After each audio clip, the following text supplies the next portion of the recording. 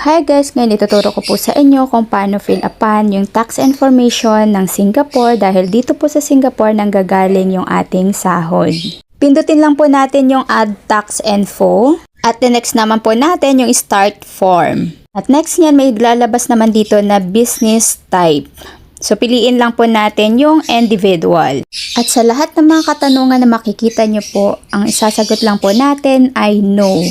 No lang po lahat dahil yun ang kailangan nating ilagay dito. So, napakadali lang mga langga at next na gagawin naman natin ay isubmit. After naman po natin na masubmit, ayan may lalabas naman dito sa baba na your tax information has been submitted. Ano nga ba yung magiging posibleng dahilan kung hindi tayo makapag-update nitong tax information? So, possible na mahuhold yung ating mga sahod, kaya importanteng makapag-fill up tayo ng ating mga tax information.